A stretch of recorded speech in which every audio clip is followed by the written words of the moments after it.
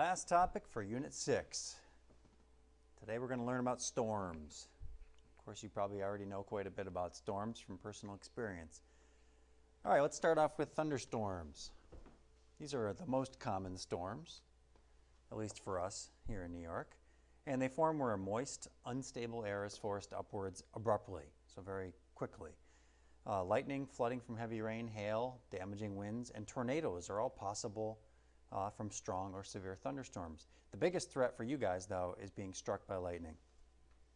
And you can see in this picture here, we've already learned about this type of front here, where the warm, moist air is lifted up and over the cold air, and that rising, expanding, and cooling can make those cumulonimbus clouds, which create lots of static electricity buildup, lightning, and thunder. And just some pictures there. Some beautiful shots of lightning. Must be hard to photograph lightning. Some myths and truths. Myth: if it's not raining, then there's no danger from lightning. The truth is, lightning often strikes outside of heavy rain, may occur as far as 10 miles away from any rainfall. Another myth: the rubber soles of shoes or rubber tires on a car will protect you from being struck by lightning. Complete myth. Those shoes don't provide any protection from lightning. It's the steel frame around you in the car that protects you. The electricity tends to move to the outside shell or edges of these metallic objects, protecting you on the inside. So just don't touch anything inside the car that's metal. Make sure the windows are up too. Myth: people struck by lightning carry an electrical charge, should not be touched. That's complete false. The charge passes through them.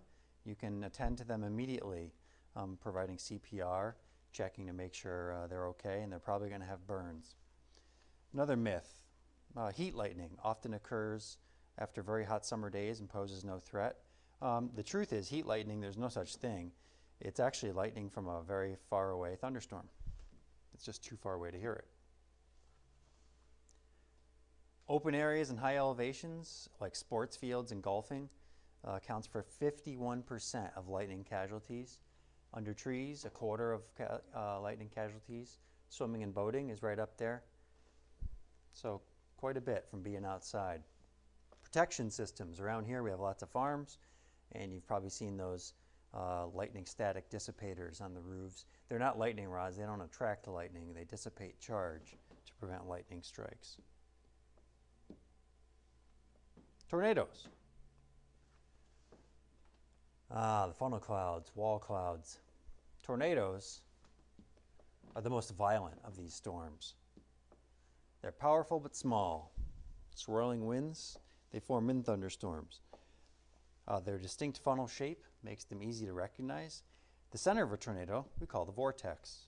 Winds inside the vortex can reach very high speeds, the highest of all the storms, upwards of 500 kilometers per hour. The Fujita scale is what we measure tornado speeds with. It describes the intensity and possible damage associated with different strength tornadoes. The F0 is the weakest, and F5 is the strongest. Tornadoes can be anywhere from just meters wide to sometimes over a mile wide, and can travel at a forward speed of 40 to 60 kilometers per hour. So they travel with the thunderstorm that they're in. Anatomy of a tornado. You can see these vertical vortex-shaped winds. Lots of vertical winds, actually vertical currents in thunderstorms. And there's the enhanced Fujita scale numbers.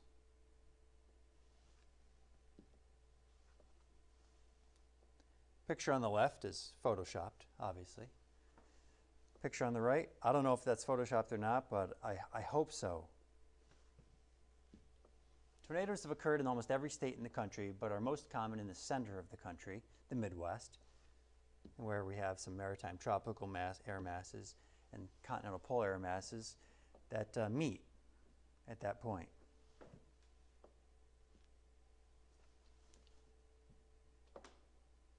So here's a barometric reading inside a tornado. Remember, storms are associated with low pressure, not high pressure. And you can see that as the tornado actually approached, here's your air pressure kind of moving along. It's pretty low to start with, and then low in the mid-900s. And then as soon as that tornado passes over this barometric reading, the barometer, it drops off the charts almost. That's really low. Okay, next storm, hurricanes. Hurricanes are the largest of all the storms, up to 400 miles across. They form in the low latitudes, near the tropics, over warm waters. They need energy from the warm water, and that energy is released by condensation, and that fuels the storm. Hurricanes go through life cycles. They start as tropical depressions, then they become tropical storms as the winds pick up, and finally hurricanes once their wind speed breaches 74 miles per hour. Oh, back to this other slide here. You'll notice that at least the hurricanes that affect us, they often start off the coast of Africa and they move in the Atlantic with the prevailing winds. And then once they reach the prevailing southwesterly winds, they flip direction and move up towards the northeast. And that's not the only way, the only path they take, but that's the most common. And hurricane intensity is measured on the Saffir-Simpson scale. They're ranked from 1 to 5, with 1 being the weakest, 5 being the strongest. And the scale is based on 3 things: wind speed, barometric pressure, and ocean wave heights produced by the storm. And you can see a Category 5, pretty powerful storm, 135 knots or greater, which is 155 miles per hour. Very low pressure, 919 millibars or less. And tropical cyclone classifications, greater than 74 mile per hour winds to be a hurricane.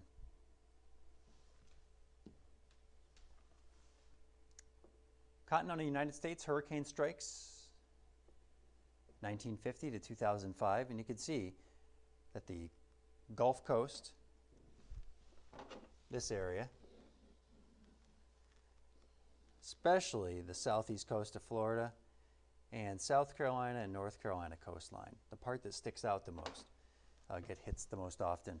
But New York State and New England is not immune, as we well know from the past few years. It's a great shot from space. You can see the eye wall there. Hurricanes normally have an eye at the center, which is an area of surprisingly clear and calm weather. The clouds surrounding the eye, however, are called the eye wall, and that's where the winds are the strongest. In fact, generally speaking, hurricanes, the strongest parts of the hurricanes is in this section. And that's due to the fact that they're rotating counterclockwise in the northern hemisphere as they're moving into that part of the coastline of, in this case, you can see Florida up here.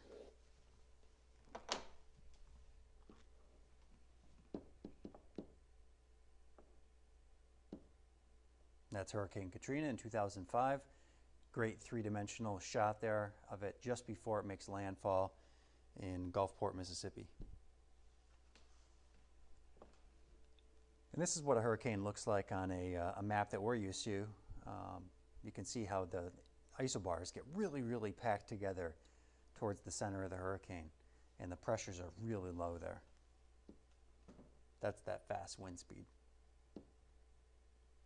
Okay, hurricanes are very intense low-pressure centers. Like mid-latitude cyclones, winds circulate counterclockwise. Hurricanes form over warm tropical ocean waters.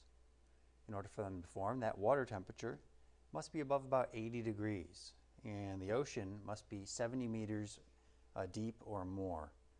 Hurricanes get their energy and strength from that latent or hidden heat stored in the warm ocean waters. And once hurricanes reach land, they're cut off from their energy supply, and you'll see this on weather maps, and they quickly lose their strength. They're downgraded from hurricanes to tropical storms and then to tropical depressions. The Gulf Coast and the southeast coast of the United States are the areas most commonly affected by full-strength hurricanes. However, they have struck the coast of New York, and we often experience the remnants of hurricanes that have made landfall elsewhere.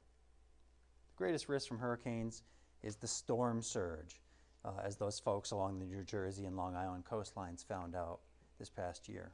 Other damage results from high winds, heavy rains, and tornadoes. So hurricanes really throw a lot at the coastlines, and You have to be prepared. You have to have a plan.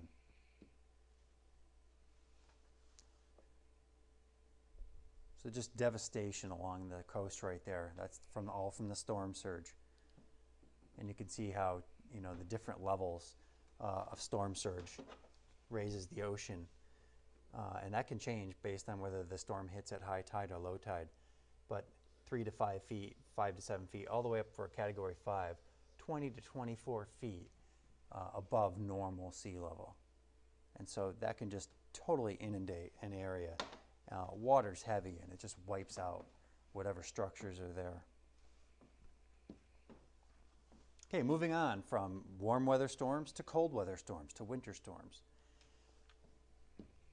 Winter storms, low pressure systems, they bring this dry, cold northern air and warmer, moisture-laden southern air together. The greatest risk from winter storms is from heavy snow, very cold temperatures, and high winds. And in New York State, we have two unique types of winter storms that we deal with. The first is lake effect snow. This is a snowfall at a specific location that's intensified because of its nearness to large bodies of water. As that cold air passes over large bodies of relatively warmer water, the air warms up and it picks up moisture. Once the air moves past the water, it cools once more. No longer able to carry that moisture, it's dropped in the form of snow. You can see that in the picture here, how the warm air moves over the water, picks up moisture, and then drops it on the surface that's colder. And especially up over those mountains, the Appalachians in this picture, by that orographic effect that we already learned about. Lake effect snowstorms are localized events, usually only areas downwind. And you'll see this on radar maps showing the snow downwind of the Great Lakes. And in relatively close proximity to the areas, they get this snowfall. So if you're too far away, they eventually evaporate out. And you can see some lake effect snow coming off Lake Erie and Lake Ontario here. In western New York, the Tug Hill Plateau is getting the most of it. And you can see the reason why is the isobars, those white lines, are packed together in New York State.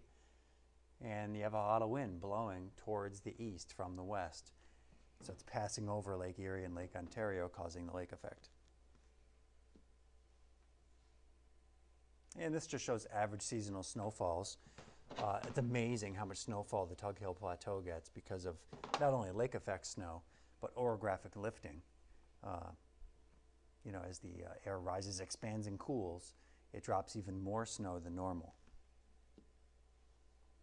And that's a lot of snow in the Tug Hill Plateau. Okay, the second of the two that we'll discuss here that affect us in wintertime are nor'easters. This is a slang term or local name for low pressure systems moving up the Atlantic coast, and it causes northeast winds that carry lots of moisture in from the Atlantic Ocean. So it's kind of coming from the opposite direction we're used to. And it's intensified the closer to the ocean you are. And you can see this low pressure nor'easter storm track here moving up the coast, and as it moves out over the water, it's drawing in air, and that air is coming in, and it's moisture laden, giving us lots and lots of precipitation. All right, last but not least, watches and warnings. You'll see this on the weather forecast, and sometimes even if you have a weather radio, it'll turn on automatically and give you the watch or the warning. And the difference between a watch and a warning is as follows. Watches. Storm conditions are possible within 36 hours. Be prepared to evacuate if told to, and stay informed of changing conditions. So that means either with your cell phone or with a weather radio or a TV. Keep constant contact with some source of a forecast that has weather radar, especially if it's a thunderstorm and there's a possibility of tornadoes. Now, warning means the storm conditions are expected within 24 hours. When told to do so, evacuate immediately. And this can be for, whether it be hurricanes, it could even be tornadoes again, flash flooding, So, you know, at this point, we're going to stop and we're going to have a discussion about emergency safety plans, possibly a safety kit or a bug out bag. And these are all things that you should have some idea ahead of time, not wait till the actual warnings occur before you think about what to put together. Okay? So let's take this stuff seriously and hopefully you learned a lot in this meteorology unit.